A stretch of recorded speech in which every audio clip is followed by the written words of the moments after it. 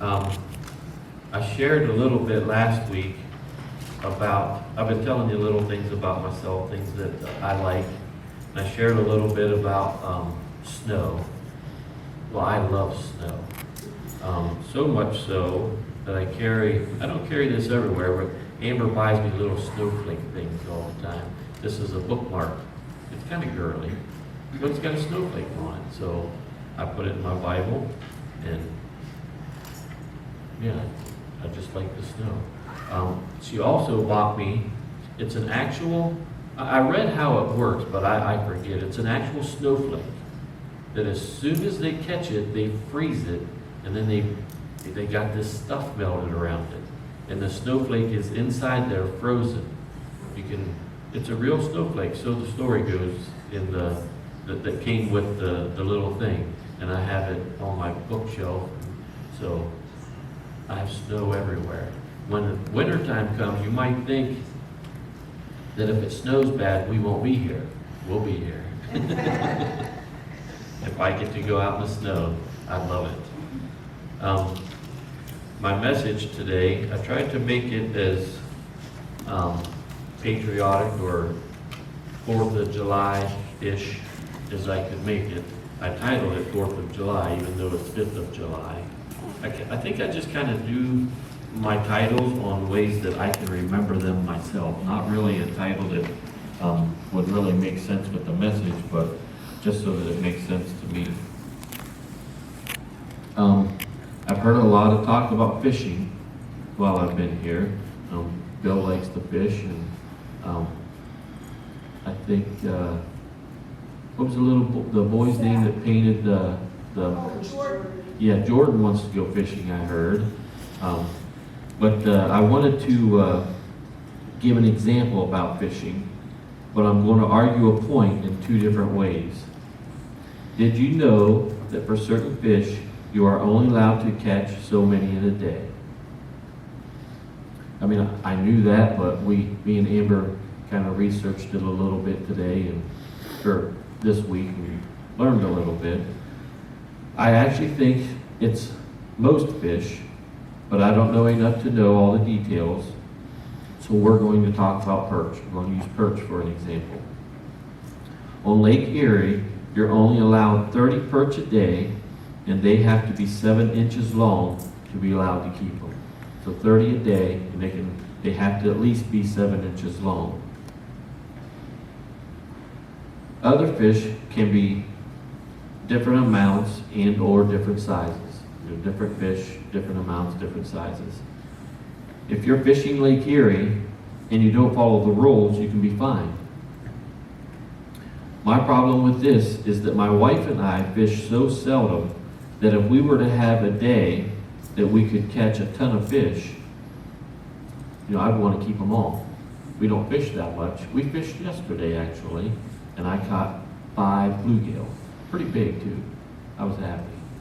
But we really don't fish that much. Amber had never tasted fresh fish, and so we went fishing earlier in the year, and I caught 3. And there's a little boy there, he caught 1, and I don't know if he didn't want to take it off of the hook or what, but he came walking over and he says, "I'm just practicing. If you want it, you can have it." So we took it off, and I took him home and cleaned him, and I had to get on YouTube, figure that out. But we cleaned them and cooked up 4 little fish. And I mean, it was just not very much, but she loved it. And so now we've been wanting to go fishing. And so, yeah, if we would get the opportunity, I would want to keep them all. It would be fun to have a huge fish fry for our friends and family, have them all over and have their little portion of fish. For us, it would most likely be a one-time thing. It's not like our one-time fishing trip would leave Lake Erie without any fish. Those rules should only apply to people who fish all the time. The people who make up the rules don't think about the little guy. They just want to find people and make money off of our fun. Okay, now let me take another approach to the same story. Did you notice how I said that I don't really know about all the fish? We just researched one kind of fish. Every fish has different amounts and everything. Well, there are people who know about all those facts. There's people who research all of that. There are people who study the number of all the different kinds of fish in the lake. They know when the number of certain kinds of fish are down, and they know when there might be too much of one kind of fish. They keep track of these things and adjust the amounts as needed. I would imagine as perch might start to overpopulate the lake, they might say, okay, you can catch 50 a day or 40 a day. Or perch might go, the numbers of perch might drop. They might say, well, you can only catch 10 a day. If people don't keep track of these kinds of things, we risk a chance of having the number of fish go down for years, or even worse, they could go extinct. There are extinct things in the world. We know that it happens, so we need to be careful of those kinds of things. Excuse me, let me get a drink of water here. I had intended on taking a drink of water before I started, but forgot.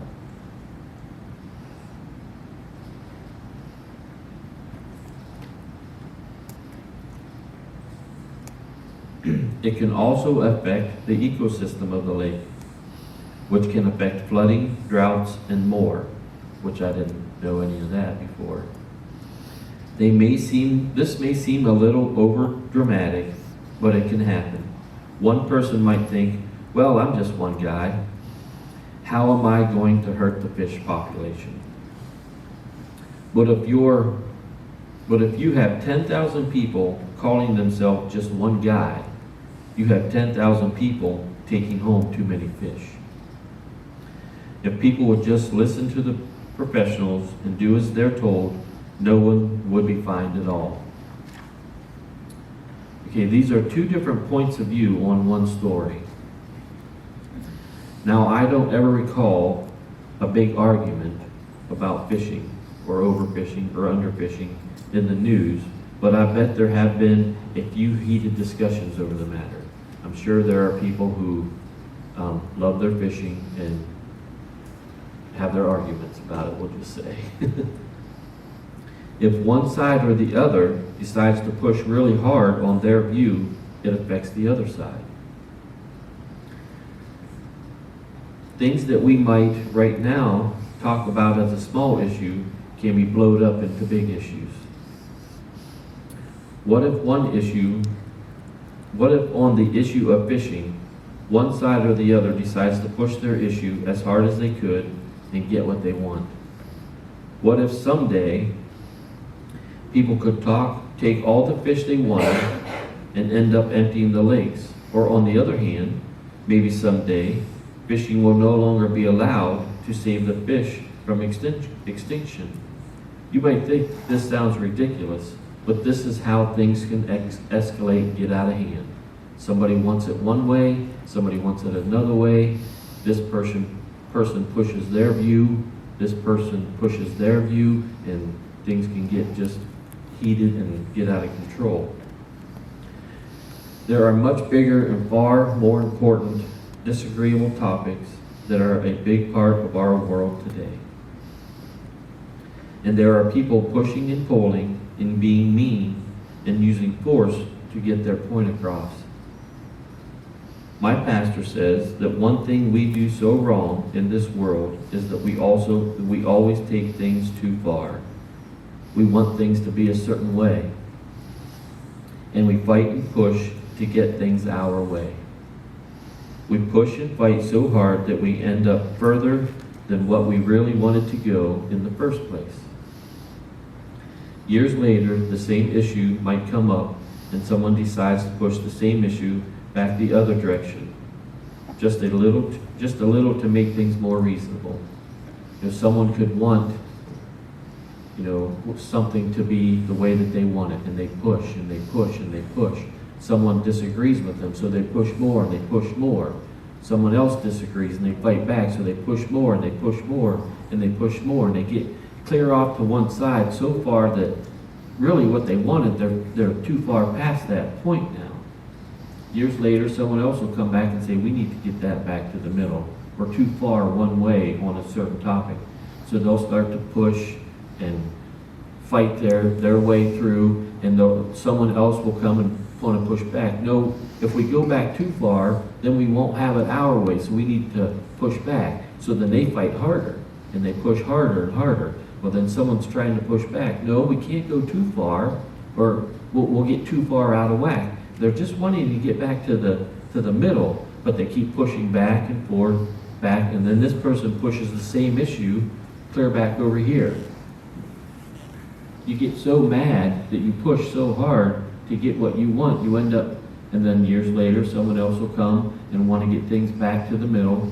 No matter what the argument, and they push and they push and they push, someone pushes back to where they're clear out of the middle.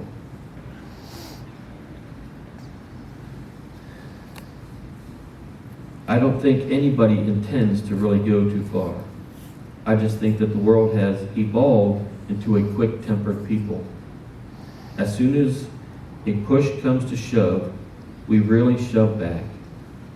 Now, in 1 Corinthians 6:12, let me get my snowflake out of the way here.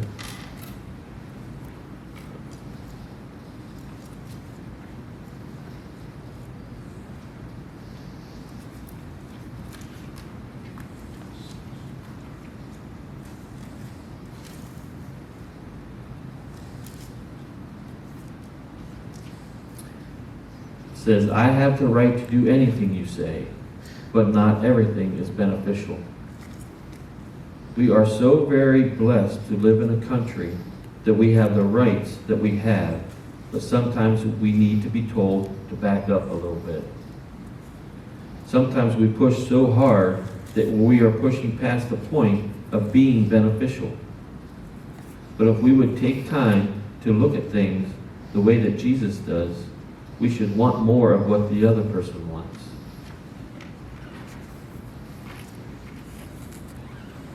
God has the power to make us live the way He wants us to live. He can make us do what He wants. We can all be made to do things exactly how God wants us to do them. What a blessing it is for us that He wants us to choose to do things His way. He doesn't make us. People shouldn't make us do things the way they want us to do things either. He gives us the freedom to choose. We all know that His way is the best way. We know that God is right. Why is it so hard to completely follow that way then? If we know that it's right, why do we make it so difficult to follow Him? We know His ways are right, but we still, at times, give in to sin. It's because we are allowed to see both sides of every story. He doesn't make us just do things the way He wants. We're allowed the freedom to choose without being told, do it my way. We know that Jesus is the King and that His ways are right, and if we simply follow Him, our ways would be right too. I can't stress enough that Jesus is the right way to go. He's the only way that makes sense. We should follow Him only. So why did He come to serve us? If we should follow Him, why did He come to serve us? Matthew 20:28.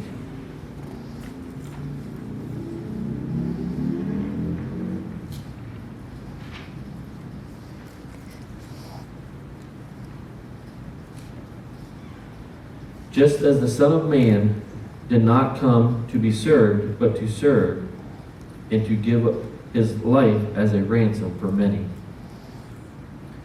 Now let's back up a bit to Matthew 20:25 and 26. Jesus says, you know that the rulers of the Gentiles lord over them, but not so with us.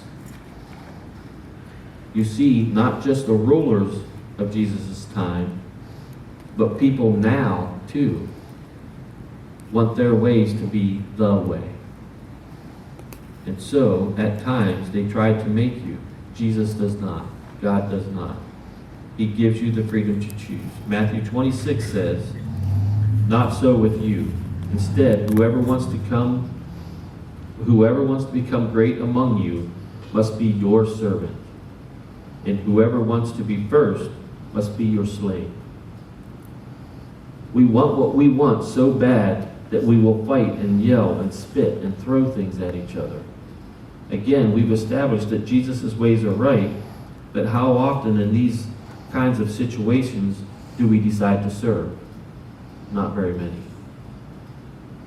It's hard, I know it is, but God gives us freedom to choose. He gives us free will. I talked last week about how it's not about your abilities, it's about your availability. If in the middle of a fight or disagreement, or even one of our out-of-control protests, if one person would make a decision to be available to serve, maybe more people would. It only takes one person to make that choice. Matthew 27 says, "Whoever wants to be first must be your slave."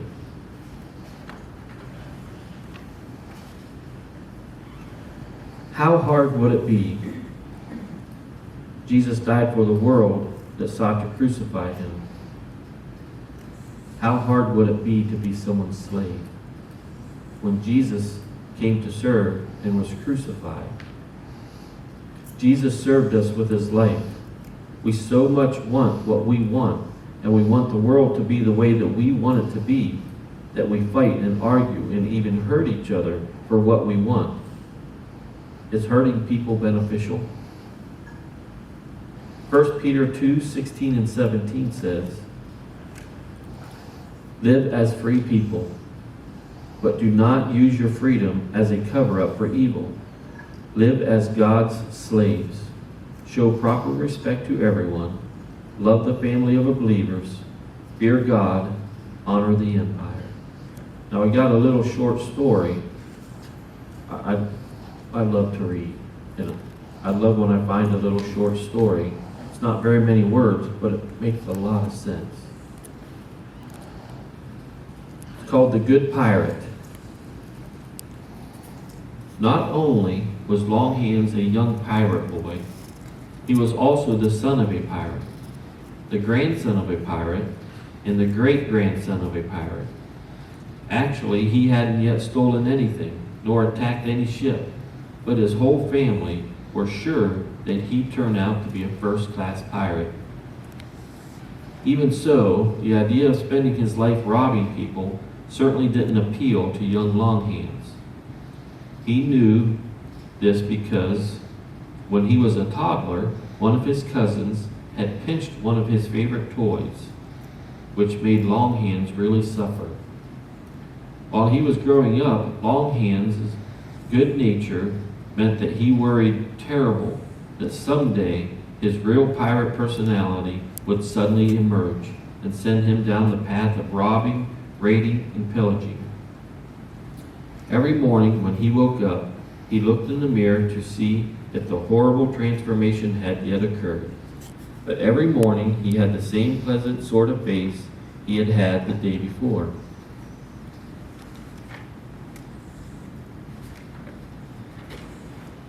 As time went on, it came to be obvious to everyone that Longhands wasn't a pirate.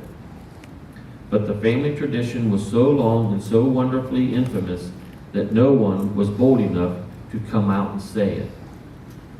It's just that he's a good pirate, they would say. And they would have kept saying it even if Longhands had studied medicine and dedicated his life to caring for the sick. However, Longhands was still worried about turning into a pirate, and he continued consulting the mirror each morning.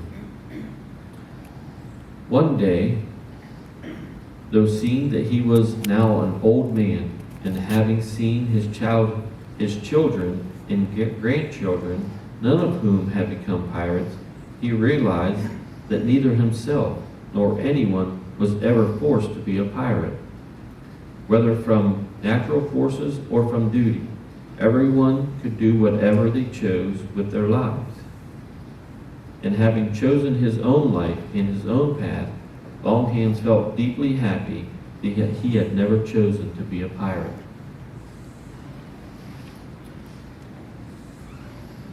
Now, just because someone says you're a pirate doesn't mean you have to be. We are slaves in our own minds. If we enslave ourselves by what we allow others to think, then we can also be, if we enslave ourselves by what people think, then we can become free by what we think. If someone thinks something bad about you, that's their thought, not yours. When we choose to serve God, freedom comes from Him.